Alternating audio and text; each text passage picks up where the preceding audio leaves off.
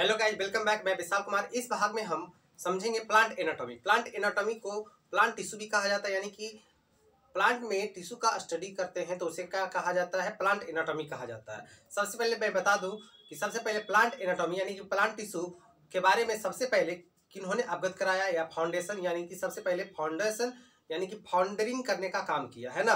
सबसे पहले कदम रखने का काम किया दो साइंटिस्टों ने, है ना। एक मार्सेलो मालपीजी और दूसरा आपको नेहमे ग्रीव का है ना। नेहमे ग्रीव इसीलिए लिखते हैं, एन ग्रीव लिखते हैं, ओके।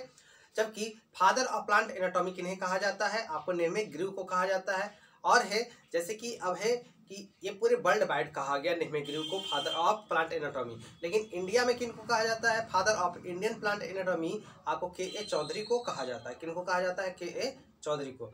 अब देखना है कि आखिर टिश्यू होता क्या है। सिमिलर सेल्स या डिसिमिलर सेल्स से आपको ग्रुपिंग जब होता है सेल्स, तो उसे कहते हैं टिश्यू। यानी कि सेल्स ग्रुपिंग ऑफ सेल्स कह देंगे, या तो क्लस्टर ऑफ सेल्स, है ना, या aggregation of cells, that is called tissue, okay. लेकिन इसको ब्रॉड स्केल में कैसे हम लोग समझेंगे, है ना। Grouping of cells that is called tissue के अलावा एक और डिफिनीशन है। Grouping of cells which origin and function are same but its structure are maybe similar or dissimilar, that is called tissue। इस तरीके से भी कर सकते हैं, यानी कि कोई ऐसा टिश्यू जिसका ऑरिजिन यानी कि उसकी उत्पत्ति, मतलब कि उसका ऑरिजिन अगर देखा जाए, उत्पत्ति की बात किया जाए, मतलब कि वो कहाँ से जन्मा है और साथ ही साथ वो किसके जैसा कार्य करता है ना।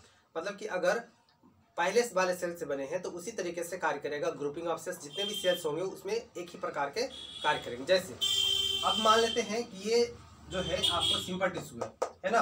तो इसमें देखो ये 4 प्रकार के सेल्स हैं, ये मिलकर के बना, तो ये हुआ सिंपल टिश्यू, एक प्रकार के बना। तो इसमें क्या प्रत्येक सेल्स का सेम आपको ऑरिजिन है एकदम, क्योंकि तभी आपको सेम लाइक सेल्स हैं।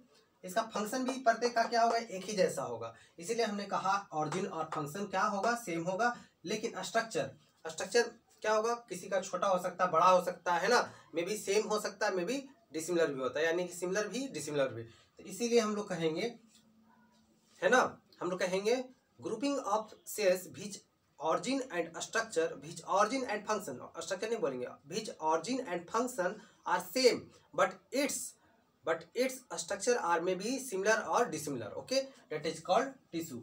अब टिश्यू जो है होते हैं दो तरीके के होते हैं। एक सेम टाइप ऑफ सेल से मिलकर के बने होते हैं, एक डिफरेंट टाइप ऑफ सेल से मिलकर के बने होते हैं। तो सेम टाइप से मिलकर के बने होते हैं उसे सिंपल टिश्यू कहते हैं, और डिफरेंट टाइप ऑफ सेल से मिलकर के बने होते हैं उसे क्या कहते हैं? कम्प्लेक्स टिश्यू के नाम से जाना जाता है। जैसे हमें पढ़ना था टाइप ऑफ टिश्यू अलग अलग प्रकार के, तो सिंपल टिश्यू और कम्प्लेक्स टिश्यू। जैसे देखना है पूरी लाइफ में प्लांट में एक ही प्रकार के टिश्यू होते हैं, है ना। सबसे पहले इमैच्योर टिश्यू यानी कि मेरिस्टेमेटिक टिश्यू होता है, और जब उसमें सेल डिवीजन होने का चांसेस रहता है मेरिस्टेमेटिक में, जब वो ब्लॉक कर जाता है, रुक जाता है, तो क्या होता है? परमानेंट में बदल जाता है, परमानेंट टिश्यू में बदल जाता है ना। तो मेरिस्टेमेटिक टिश्यू जितने भी होते हैं सब सिंपल टिश्यू होते हैं, कोई भी कम्प्लेक्स टिश्यू नहीं होगा। लेकिन परमानेंट टिश्यू सिंपल भी होता है और कम्प्लेक्स भी होता है। तो इस तरीके से मैंने आज आपको इंट्रोडक्शन मैंने बताया प्लांट एनाटॉमी के बारे में मैंने इंट्रो बताया, है ना। यानी कि हमने जो चैप्टर है एनाटॉमी ऑफ फ्लावरिंग प्लांट है, इसके इंट्रोडक्शन के बारे में बताया। अगले भाग में हम बात करेंगे, है ना, characteristic feature of meristematic tissue. That's all. जय हिंद, जय भारत।